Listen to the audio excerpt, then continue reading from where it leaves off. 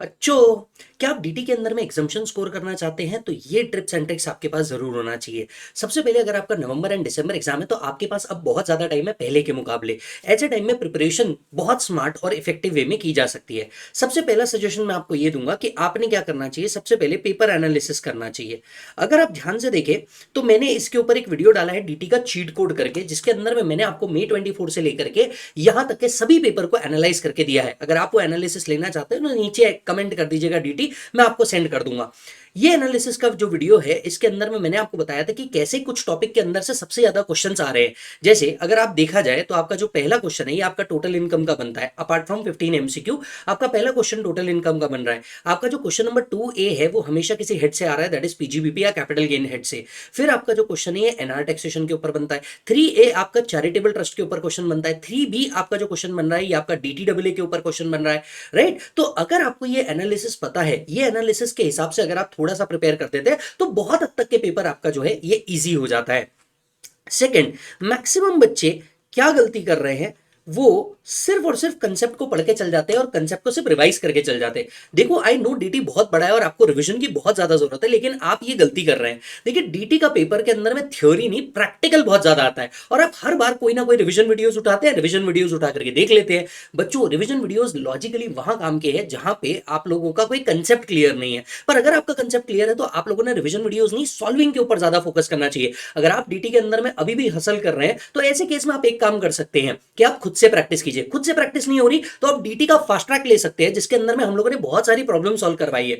या फिर खुद के बेसिस पे आप प्रॉब्लम सॉल्व कीजिए। कौन कौन से चैप्टर्स के क्वेश्चन आपको बहुत ज्यादा सॉल्व करने चाहिए, राइट? जैसे अगर आप पीजीबीपी देखो, कैपिटल गेन देखो, आईएफओएस देखो, फिर चैरिटेबल ट्रस्ट, बिजनेस ट्रस्ट देखो। इसके बाद में आपका एनआर का कोई भी क्वेश्चन, टीपी का कोई भी क्वेश्चन, डीटीडब्ल्यू का कोई भी क्वेश्चन बिल्कुल आपने नहीं छोड़ना चाहिए। जैसे रीसेंट टाइम्स के अंदर में डीटीडब्ल्यू के अंदर में मल्टी कंट्री डीटीडब्ल्यू का जो क्वेश्चन है ये बहुत ज्यादा आ रहा है। हमने हमारे एमआरपी बुक के अंदर में मल्टी कंट्री डीटीडब्ल्यू के क्वेश्चन रखे हुए हैं। आप वो क्वेश्चन से अगर प्रैक्टिस करते हो तो आपको बहुत बढ़िया क्या मिलेगा, बेनिफिट मिलेगा।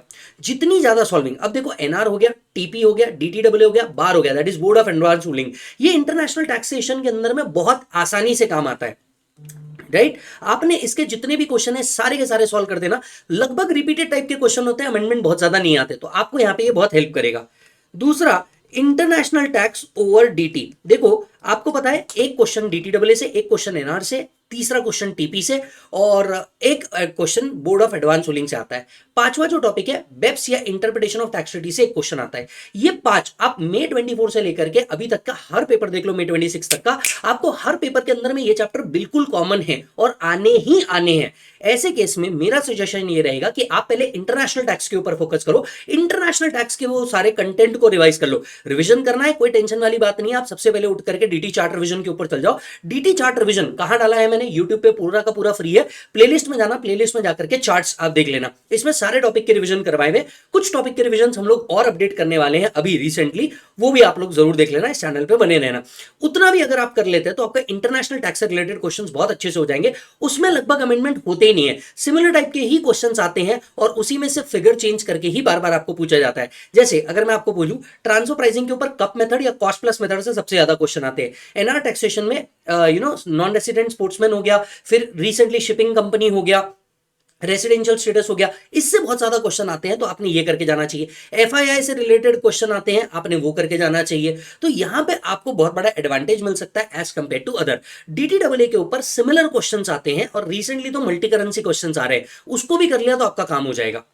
फोर्थ, आपका एग्जामिशन पता है कहां अटका हुआ है, क्योंकि आपने एमसीक्यू प्रैक्टिस नहीं करी हुई है। एक काम करो, लास्ट 4 अटेम्प्ट के ना आप सबसे पहले ना एमसीक्यू निकाल करके देखो। देखो वो कौन सी चीजें है जिसके अंदर से एमसीक्यू बहुत ज्यादा आता है। आप अगर इसको फोकस नहीं कर रहे तो आप कर रहे हैं गलती। एमसीक्यू को आपको रोज प्रैक्टिस करनी है। इंस्टीट्यूट ने जो आपको एमसीक्यू दिए हुए रिसेंटली आरटीपी एमटीपी वाले एमसीक्यू है, इनको देखो। 15 मार्क अगर आपके वहां पे एसोसिएटेड है, सॉरी 15 एमसीक्यू 30 मार्क अगर आपके वहां पे एसोसिएटेड है और आप उसको सिर्फ तुक्का लगाने के लिए सोच रहे हैं, तो यही आप गलती कर रहे हैं, ये आपने नहीं करनी चाहिए, राइट? तो एमसीक्यू को बहुत ज्यादा फोकस कीजिए। मैंने एमसीक्यू का पूरा पीडीएफ डाल करके रखा हुआ है। अगर आप एमसीक्यू का ये पीडीएफ भी लेना चाहते हैं तो आप नीचे कमेंट कीजिएगा, हम ड्राइव आपको लिंक दे देंगे जहां से आपको ये एमसीक्यू का पीडीएफ मिल सकता है।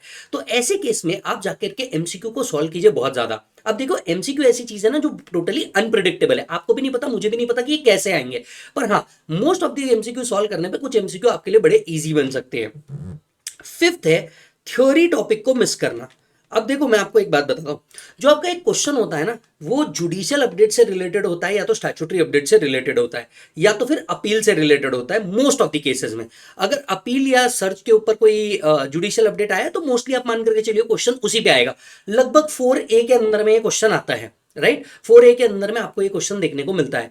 मेरा मानना ये है, जैसे असेसमेंट प्रोसीजर हो गया, रिटर्न हो गया, अपील हो गया, रेक्टिफिकेशन हो गया, सर्च एंड सीजर हो गया, ये पांचों टॉपिक का एक कॉम्बो है जिसको हमने बहुत अच्छे से करा हुआ है, आपको भी पता है, रेगुलर या फास्ट ट्रैक के अंदर में। ऐसे केस में मैं आपको अभी कहना चाहूंगा, स्पेशली नवंबर एंड दिसंबर 26 के लिए कहना चाहूंगा कि आपने क्या करना चाहिए, आपने उन क्वेश्चंस के अंदर में सर्च एंड सीजर वाले क्वेश्चंस को देख करके जाना चाहिए। अभी लास्ट अटेम्प्ट के अंदर में जुडिशियल अपडेट के ऊपर क्वेश्चन आ गया था। खैर नवंबर और दिसंबर का जुडिशियल अपडेट अभी भी आना बाकी है, जो आते ही मैं आपको यूट्यूब पे अपलोड कर दूंगा। यस तब तक के आपने क्या करना चाहिए, सर्च एंड सीजर में जो असेसमेंट प्रोसीजर है जिसके अंदर में अमेंडमेंट आया हुआ है, आप उसको एक बार अच्छे से करके जाइएगा, राइट। तो आपका काम हो जाएगा। वैसे मैं सर्च एंड सीजर का भी चार्ट रिवीजन जल्द ही अपडेट करने वाला हूं, आप वहां से भी करेंगे तो भी चल जाएगा। यस सोनो मालिक, राइट। छठवां और मोस्ट इंपॉर्टेंट, टोटल इनकम। देखिए मैक्सिमम बच्चे टोटल इनकम जाकर के सीधा एग्जाम में देखते हैं और यहीं आप रैंकर से पीछे हट जाते हैं। एक रैंकर पता है क्या करता है, वो डेली बेसिस पे एक टोटल इनकम सॉल्व करता है। एक टोटल इनकम के क्वेश्चन को सॉल्व करने के लिए लगभग 30 से 35 मिनट्स लगते हैं, राइट। तो क्यों ना हम एक प्रैक्टिस को अडॉप्ट करें।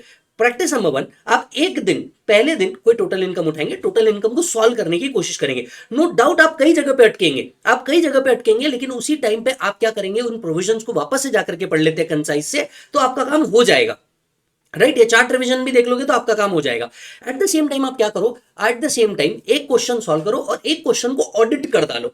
ऐसे कई टोटल इनकम के क्वेश्चंस आपको बहुत हेल्प करेंगे। मुझे ऐसा लगता है अगर शुरुआत में आपको टोटल इनकम में थोड़ा सा एज लेना है तो आप सीए इंटर के टोटल इनकम के क्वेश्चंस को भी ट्राई कर लेना। इससे फायदा क्या होगा, एक बेसिक एज मिल जाएगा, कुछ कॉमन एडजस्टमेंट्स जो करनी है उसके ऊपर, राइट। और ऐसे करते करते आप टोटल इनकम को थोड़ा सा ज्यादा प्रैक्टिस कीजिए। पिछले 2-3 साल के आरटीपी उठाइए, एमटीपी उठाइए, करंट टोटल इनकम उठाइए। जैसे हमारे एमआरपी बुक के अंदर में पीछे आपको टोटल इनकम दिए हुए, वो टोटल इनकम उठाओ, वहां से भी आपका काम हो जाएगा और वहां से आप एक एक एक एक एक टोटल इनकम को सॉल्व करो। स्ट्रैटेजी ये लगाओ, एक सॉल्व करना है, एक ऑडिट करना है, एक सॉल्व करना है, एक ऑडिट करना है। अगर आप डेली बेसिस पे भी इतना काम कर देते हो तो आपका काम बड़ा आसान हो जाएगा as far as 14 marks is concern.